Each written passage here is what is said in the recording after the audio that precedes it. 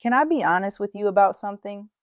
Marriage is one of the most beautiful things God ever created, and it is also one of the hardest. It is two imperfect people with different backgrounds, different wounds, different habits, choosing each other every single day. Not just on the good days, not just when love feels easy, but on the hard days too. The quiet days, the frustrated days, the days when you wonder if you are doing this right.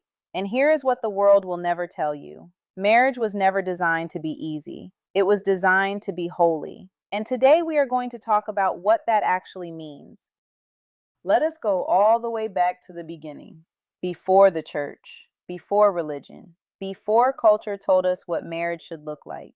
God already had a design. Genesis 2, verse 24 says, "A man shall leave his father and mother and be united to his wife, and they shall become one flesh." Three things stand out in that verse: leave, unite, become one. Leave means that marriage requires a new priority. Your spouse is now your primary relationship on this earth. Not your parents, not your friends, not even your children, your spouse. Unite means that marriage is a covenant, not a contract you exit when things get hard, but a deep, committed bond, chosen and protected. And become one flesh. That is not just physical, it is emotional, spiritual, mental. Two people becoming one team, one mission, one home. That is God's design for marriage. And when we drift from that design, we drift from the peace and purpose that marriage is supposed to carry.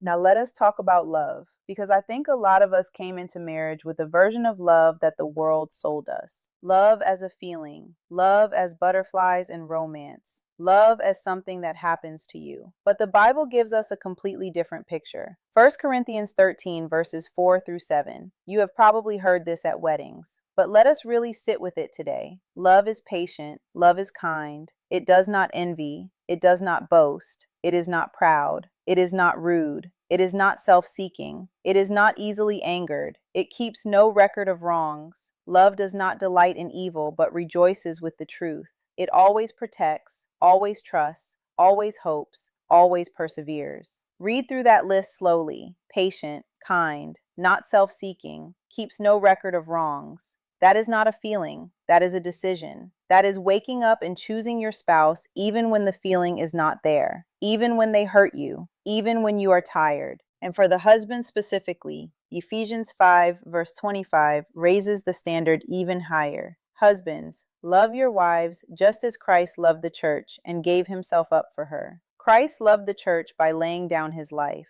That means a husband's love is meant to be sacrificial, consistent, unconditional. And we will go much deeper into the husband's role next week. But for now, understand that the love God calls us to in marriage is not passive, it is active. It is a daily act of the will.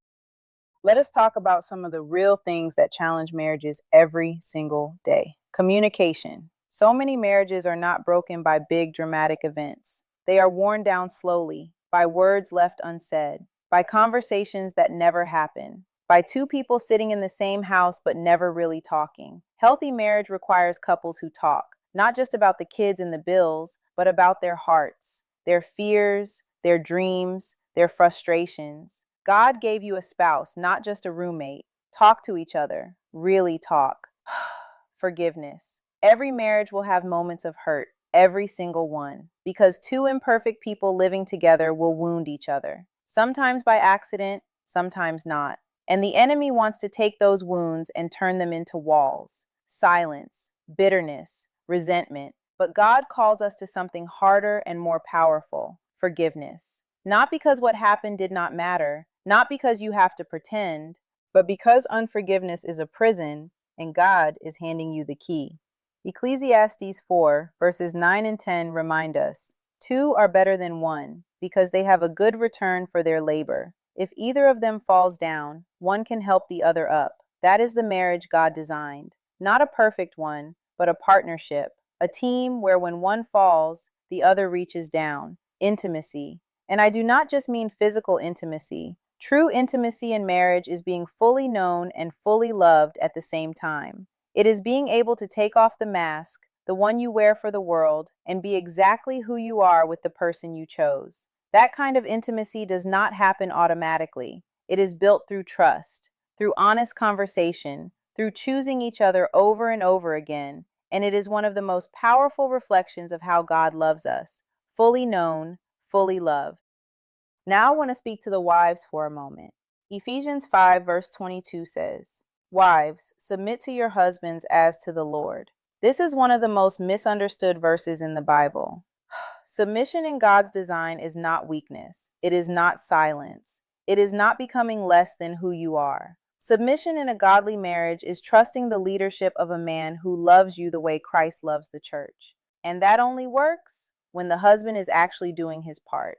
We will go much deeper into both of these roles in the next two videos. Episode 4 will be entirely dedicated to the husband and father, while episode 5 will be dedicated to the wife and mother. But for now, understand that God designed both roles not to compete with each other, but to complement each other, like two hands working together, stronger together than apart. Proverbs 18, verse 22 says, "He who finds a wife finds what is good and receives favor from the Lord."